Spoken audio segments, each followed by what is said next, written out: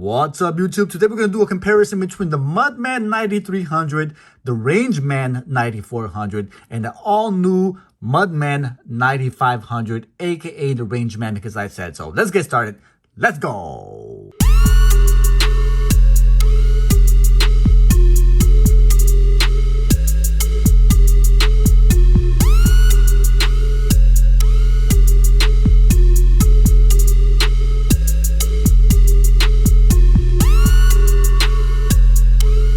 YouTube, we have all three models here, the Mudman 9300, the Rangeman 9400, and the all-new Mudman 9500. Here to compare, I'm going to do a compare and contrast all three different models and tell you what's the difference between each one, what they have to offer, dimensions and all that, so you can make a educated decision on which one you want.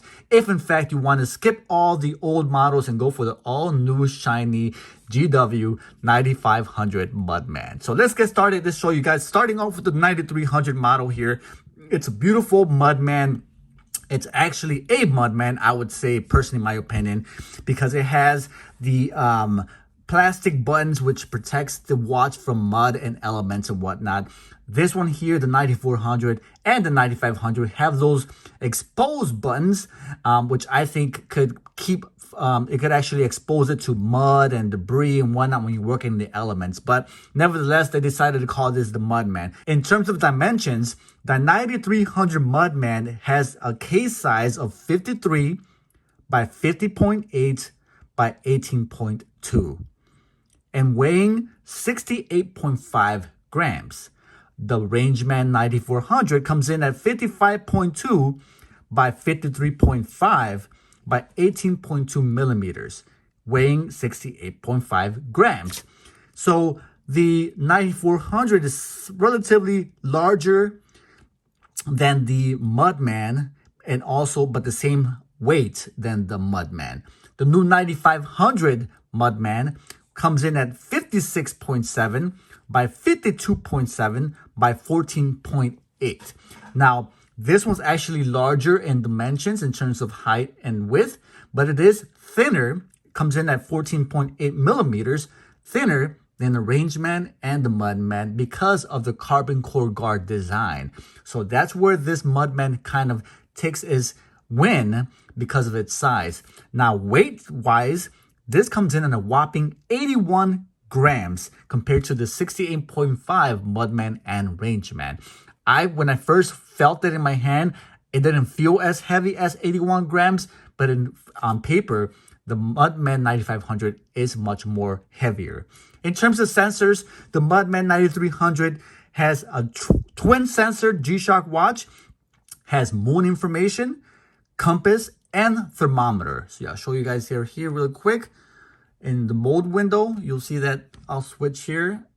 It has moon information, world time, stopwatch, timer, and back to your home time alarm. Then you have a compass button on the top, on the center there. The compass does display compass in digital form, and it also gives you thermometer reading. The Rangeman does have a triple sensor, so it has more sensors for the buck. It gives you sundown, sunrise information, compass, barometer, thermometer, and altimeter.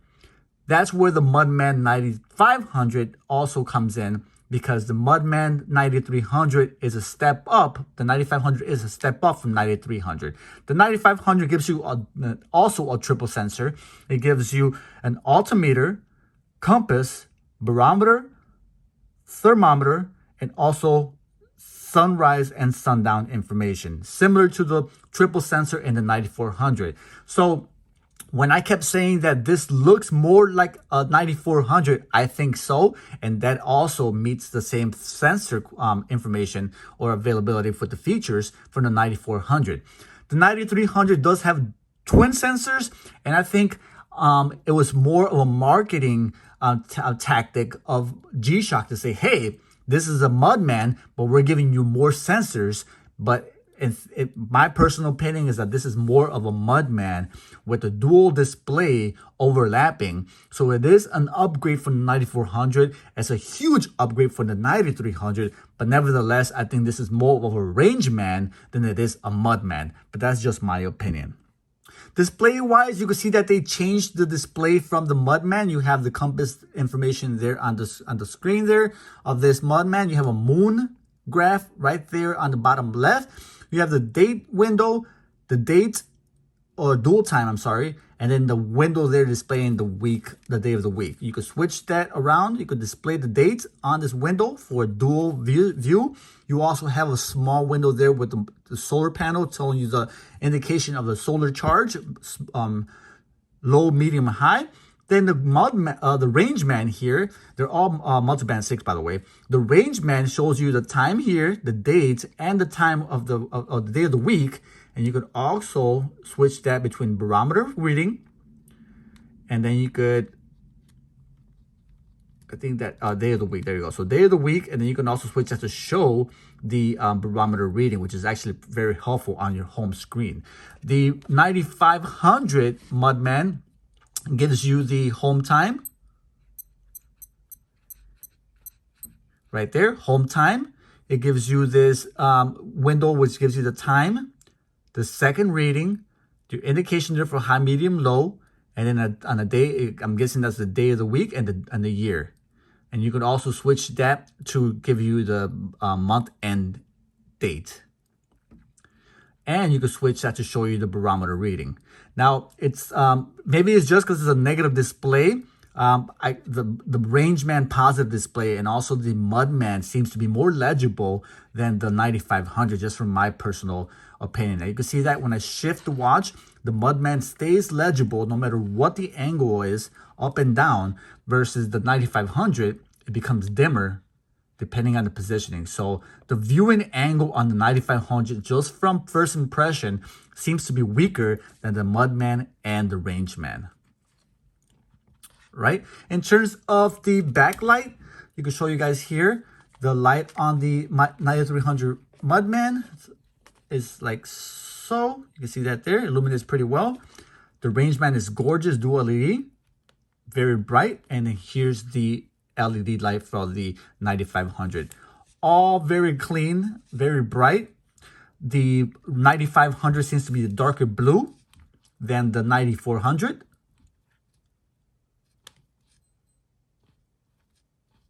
Right there. And in comparison to the Mudman, you can see there, that's a little more dimmer, a little bit cleaner, but dimmer than the 9500 light. Neither the Rangeman nor the Mudman 9500 gives you more information, unless I'm missing it. But thus far, I don't see the option to read more information, which I don't know. I've never used the moon graph, but I'm sure other people have, especially for tide information and fishing and whatnot. People do appreciate that additional function. I think that's another reason why I feel like the Mudman 9500 is more like the Rangeman, because it doesn't have that moon. It doesn't have a twin sensor, and it's lacking that moon information from the Mudman. The Rangeman, I don't believe it has that.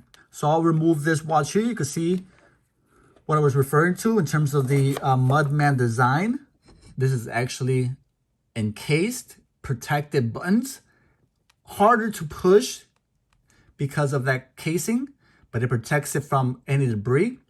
The Rangeman does not have that. It does have a cover and it has a little surrounding there, but it does not have the same kind of design as the Mudman.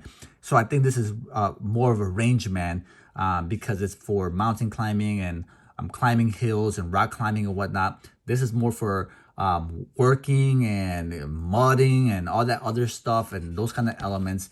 And that's why I feel that the 9500 Mudman follows the Rangeman design, because it has those gaps that kind of keep, it might let debris and rocks enter those little gaps there in the actual buttons.